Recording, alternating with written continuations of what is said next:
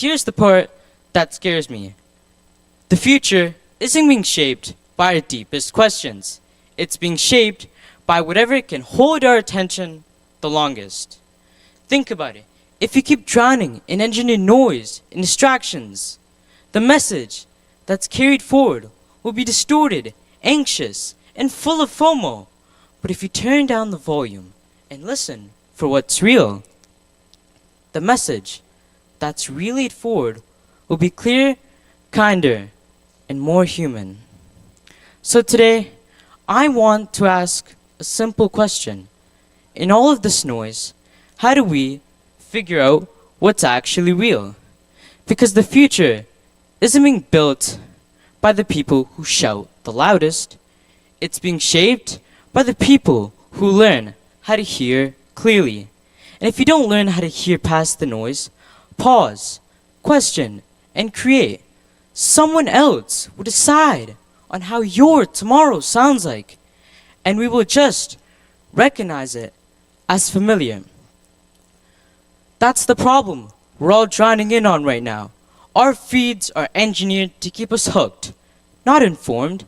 Designers at Facebook and Google have openly stated that their apps are built around attention economies, where your time is the product.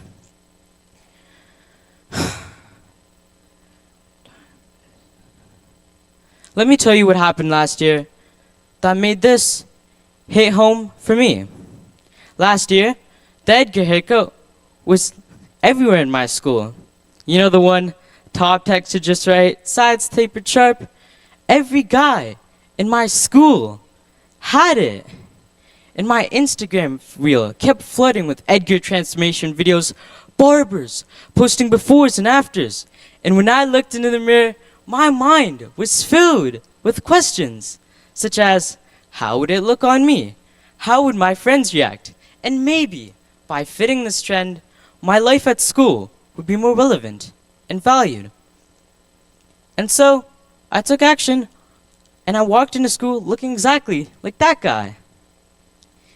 And I'd felt like I'd finally fit in. But then one night, scrolling late, another Edgar reel popped up.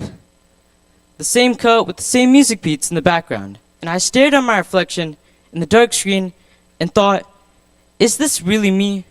Or are we all falling victims to an algorithm?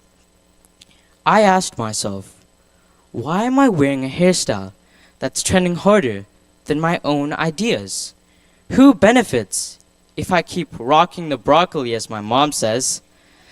The people selling the trend? The platforms pushing it?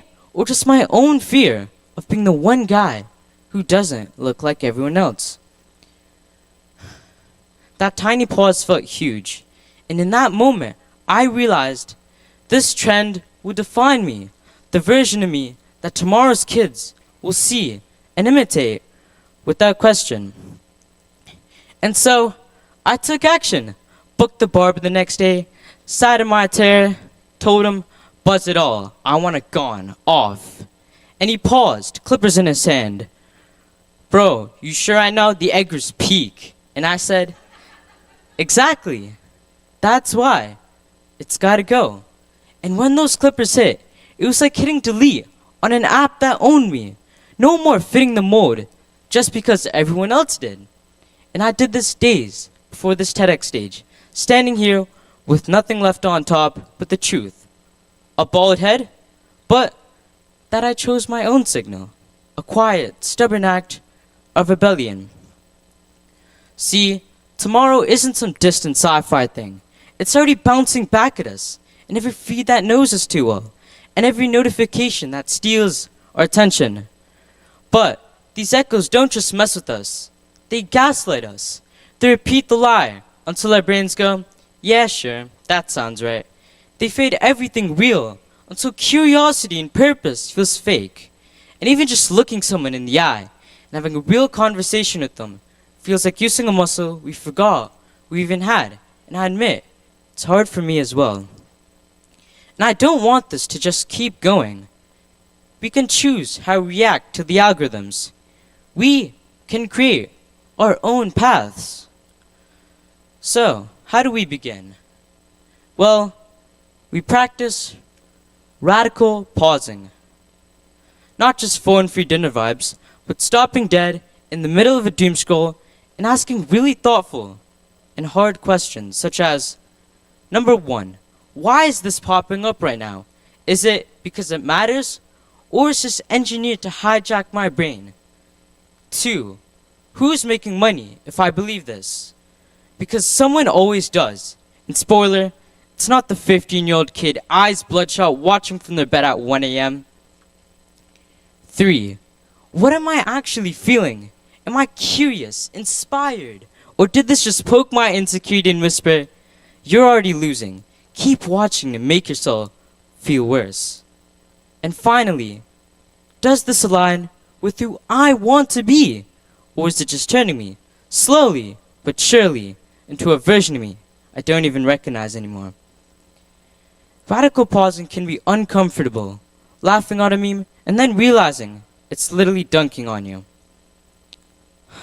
Next, because of radical pausing, we are then able to seek out quiet creators, the ones not screaming for likes, fame, or money. That pause we just talked about, it clears the mental fog the algorithm creates. When we ask those thought-provoking questions, suddenly there's space, real mental space, to look past the viral feed. The future isn't coming from viral hair trends or dance challenges.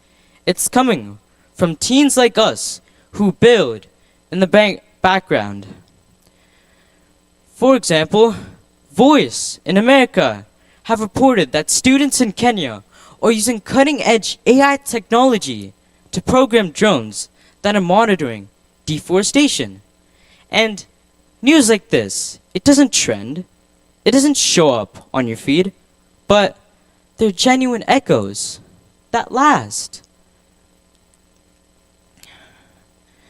Algorithms, they thrive on us as endless glows, but when we create, whether it's coding or a group chat about real ideas, we flip the script.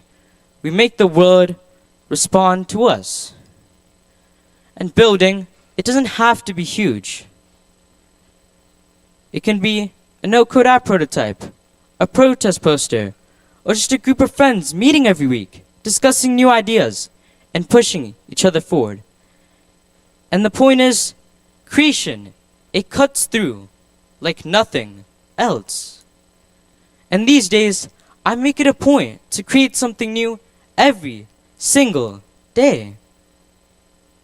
Even if it's just a simple doodle. So here we are. The vision, the call. We're Gen Z, most of us anyway.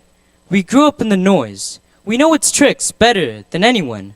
And that makes us dangerous in the best way. So here's my challenge to every single one of you. Stop letting tomorrow echo in someone else's playlist. Start making your own signal. Because the future, it isn't coming for us. It's waiting for us to shape it by using our creativity and courage to turn down the volume and listen for what really matters. And if you do that, tomorrow won't be a distorted scream. It'll be a clear, powerful note that said, we were here, we listened, and we chose to make it better. And the generations that come after us will hear it as well and carry it forward in their own lives. And that, in my opinion, is a legacy worth leaving. Thank you, everyone.